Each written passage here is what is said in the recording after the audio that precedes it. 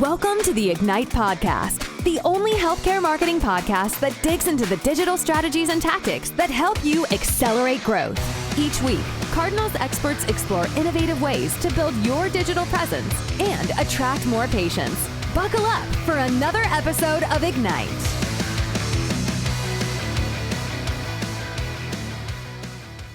We've got John McAlpin, the fifth here at Cardinal, our SEO director and the best technical SEO in the country. John, welcome to Ignite.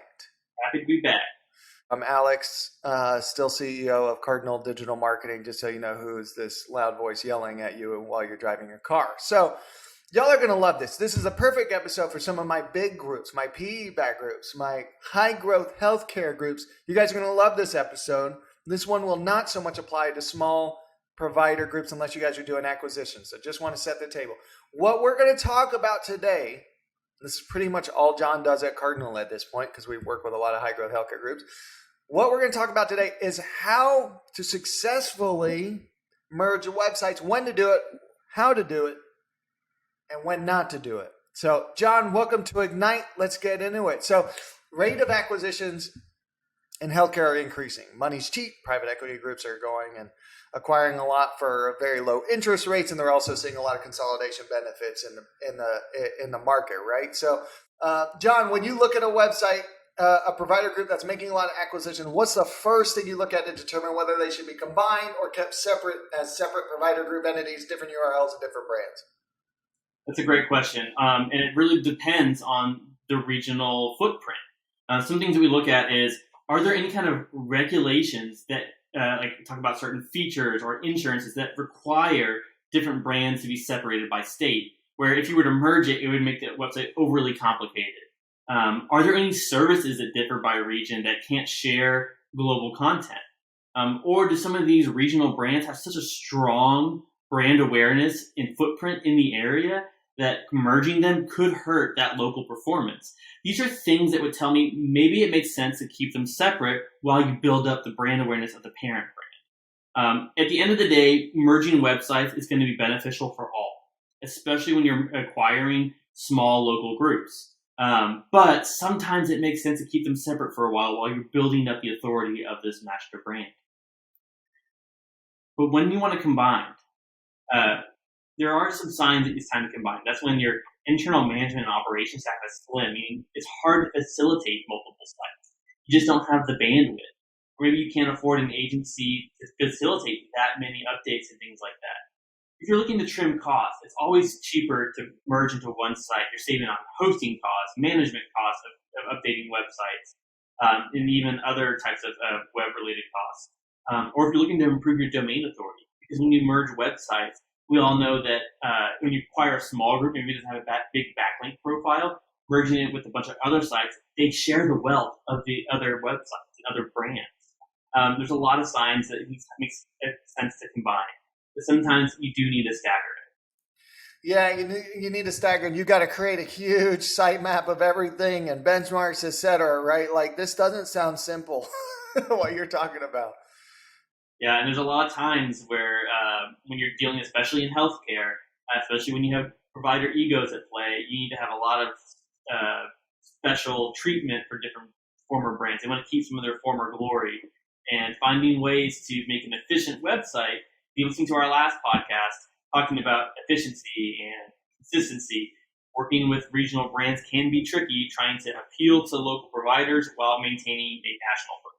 Not easy. The ego's at play. And when they go and get absorbed, like the provider groups are like, the owners get pissed when you try to migrate their website out from under them. And so that's like a subjective thing that does come into play.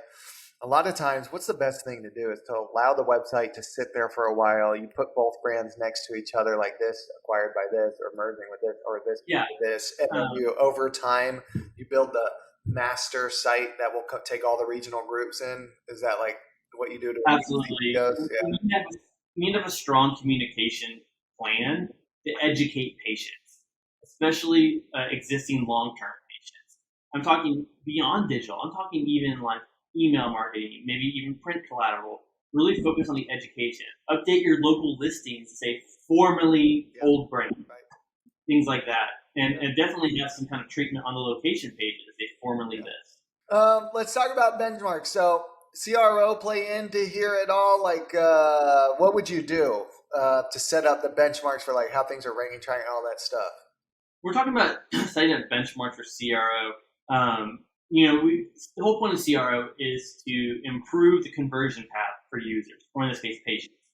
So one of the benchmarks that we like to think about is, find out along the conversion path, where are the most people dropping off? Sometimes it's, you enter on the site, step 1. Step 2 is that consideration phase. And step 3, you take an action. And maybe step 2 has a lot of drop off. We want to find out why they're dropping off. So sometimes our CRO team will set up heat map tracking with tools like Mouseflow and Hotjar and try to find out what part of the page are we losing people, and then run A/B tests to find out how can we improve that drop off point and decrease bounce rates. And sometimes it comes down to, hey, maybe there's nothing we can do on this page. Maybe we need to find a way to shorten the conversion path altogether.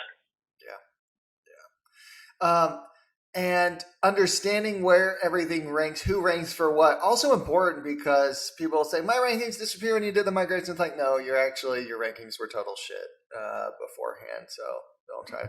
So you take like comprehensive rank analysis of everybody, store it away so that when the migration happens, you make sure that if they did have good rankings, that has happened on the main site as well when the 301's happened.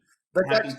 Let's talk a little bit about the migration plan a little bit. So what are the essential elements? Everyone's heard of redirect. Like, tell us, like, what do you look at? What are the foundational things before you start migrating anything? So before you migrate a site, number one issue that I always see is take an extensive crawl of the original site.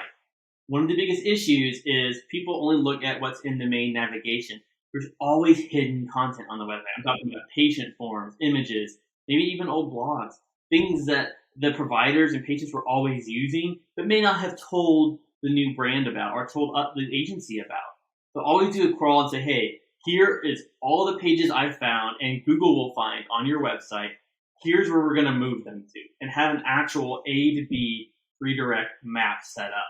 Present that to the local brand. Say, if there's any pages that you still need, this is where everything's going. And if you don't see this old content on the new site, speak now or forever hold your peace.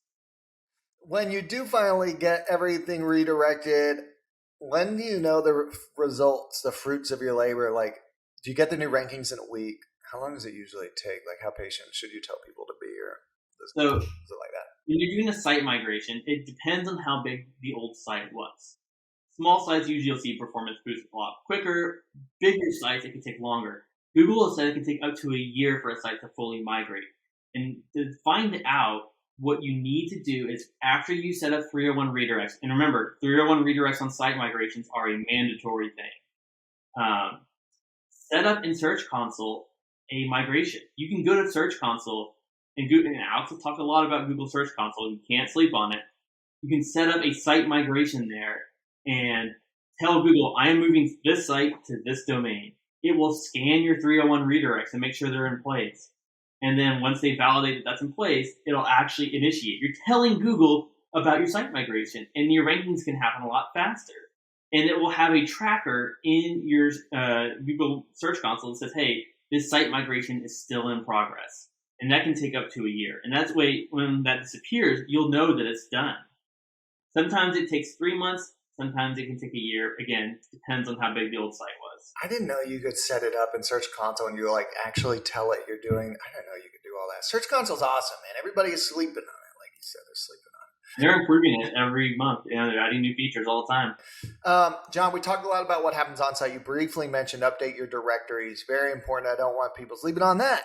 Go ahead and update the directories. Use something like Yext so you can do it at scale, at volume. When new provider groups come in, you plug them in there. But don't forget, you got to go into the Google profiles yourself. You can add services and directories. You need to update the names formally by or in partnership with and start translating names. But using things like Yext for your directory updates and Podium or Birdeye for your review solicitation, much better than doing it manually. John, something we didn't talk about, like this may not apply, but EHR CRMs, the way they track patients all the way through. Do you ever encounter when like the provider groups, most of them that are being acquired are not using a CRM, I imagine. So there's no data to port out. Right. It's that hub. It's the hub acquirer that's sophisticated. All right, so nothing to mention there. John, this was awesome. We talked about everything about what to do with the website, when they should be redirected or not. Any other final thoughts, hiccups, boo-boos, issues that you've seen that you want to warn everybody about these migration things with? 2 things. Don't rush the process. I know you've set hard dates, but make sure you give yourself at least a week in your SEO, at least a week, to fully audit your new site and your migration plan. There's plenty of cushion to get through a lot of the steps, but most important step, always, always, always keep a backup of the old site. You never know when you're going to need to go pull some old data, old information, old images, text, whatever it may be. Always keep a backup handy of the old site.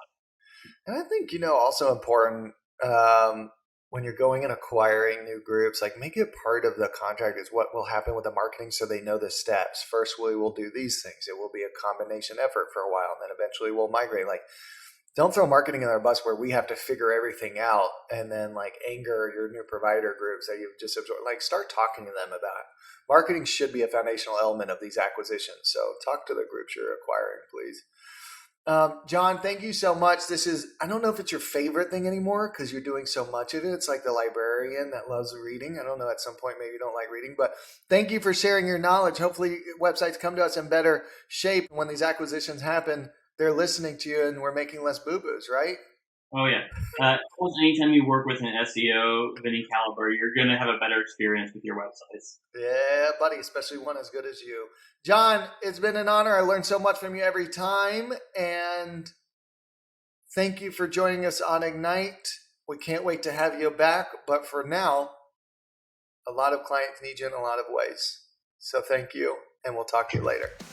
Thanks for listening to this episode of Ignite. Interested in keeping up with the latest trends in healthcare marketing? Subscribe to our podcast and leave a rating and review.